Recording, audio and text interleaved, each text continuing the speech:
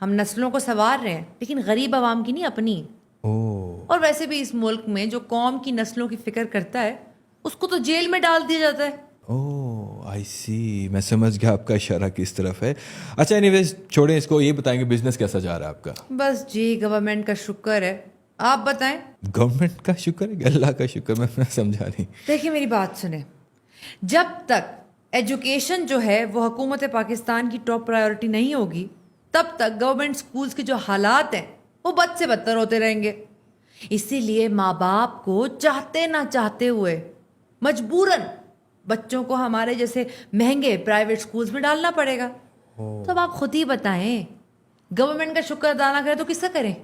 Right, I think you are right. لیکن don't you think کہ آپ اس چیز کا ناجائز فائدہ اٹھاتے ہوئے پیرنٹس سے بھاری فیس وصول کرتی ہیں؟ نہیں، بھاری فیس تو ہم اس لیے لیتے ہیں تاکہ پیرنٹس کو تھوڑا سا موٹیویٹ کریں، ان کو لیزی نہ ہونے دیں.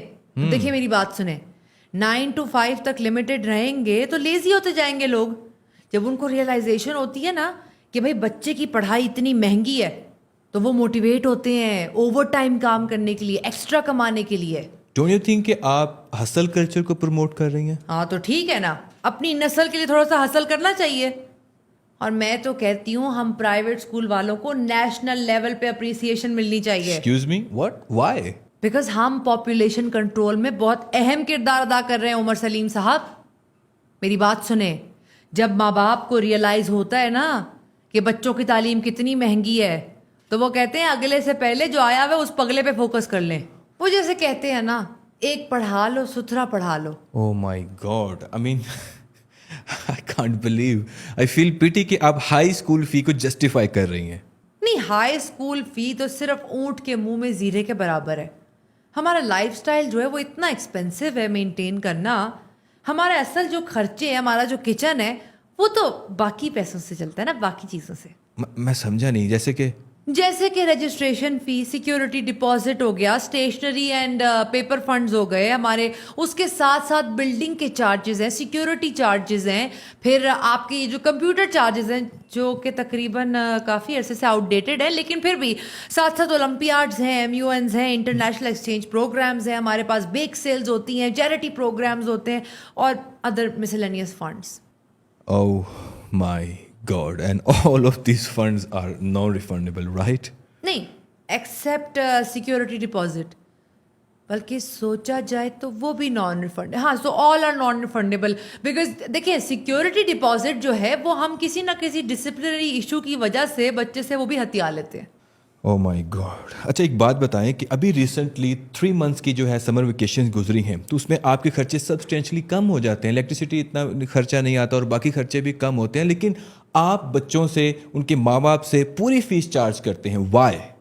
میری بات سنیں، سمر ویکیشنز میں اسکول کے خرچے کم ہو جاتے ہیں، ایگری. ہمارے خرچے تو کم نہیں ہوتے نا. اب جو میں سمر ویکیشن میں یورپ گئی تھی پوری فیملی کے ساتھ ٹور مارنے، یہ فورن ٹور آپ کو کیا لگتا ہے مفت میں ہوتے ہیں؟ نہیں تو کیا آپ اپنے جو نجی غیر ملکی دورے ہیں ان کا خرچہ بھی اب پیرنٹس کی جیب سے نکلواتی ہیں؟ نہیں تو اور کیا کریں، مجھے بتائیں. ہمارا بھی کوئی لائف سٹائل ہے، کوئی خواہشات ہے، ہم نے پوری کرنی ہے. انفیکٹ میں تو جو ہے نیکسٹ مہینے امریکہ جا رہی ہوں فار اے کٹی party with my friends. Excuse me, یہ ٹور کون اسپانسر کر رہا ہے آپ کا؟ XYZ textile and uniform centre. آپ تھوڑا ایکسپلین کریں گے؟ دیکھیے میری بات سنیں، ابھی ریسنٹلی میں نے یونیفارم میں کچھ چینجز اپروو کیے ہیں. اب نیو ٹرم میں اگر بچے وہ نیا والا یونیفارم پہن کر نہیں آئیں گے تو انہیں اسکول میں انٹر نہیں ہونے دیا جائے گا. اسی لیے ماں باپ کو ہمارے جو اپروو ڈیلر ہے اسی کے پاس جا کے یونیفارم لینا پڑے گا اور اس کا سارا کمیشن ہمارے پاس. اور اگر آپ نے کسی اور ملک کا مالدیف جانا پڑ جائے گا تو پھر آپ کیا کریں گی؟ عمر یہ والی فوٹیج ذرا آپ کاٹ دیجیے گا، پر میں آپ کو بتاتی ہوں ایک بات. اوکے. ہمارے بہت سارے کانٹیکٹس ہوتے ہیں پبلشرز کے ساتھ. ہر سال ہم کسی نہ کسی کتاب کا نیو ایڈیشن لانچ کرتے ہیں اور اس ایڈیشن کے اندر ہوتا کچھ نہیں ہے. دیکھیں انفارمیشن اسٹیز دا سیم، ہم تھوڑی سی ورڈنگ، تھوڑے سے ڈائیگرامس اور کور پیج بدل دیتے ہیں. And the only point is کہ وہ کتاب کہیں کسی بچے کے چھوٹے بہن بھائیوں کے کام نہ آ جائے. تو پھر ہر سال پیرنٹس کو مجبوراً ہمارے اپرووڈ بک اسٹور سے جا کے نئی کتابیں لینی پڑتی ہیں.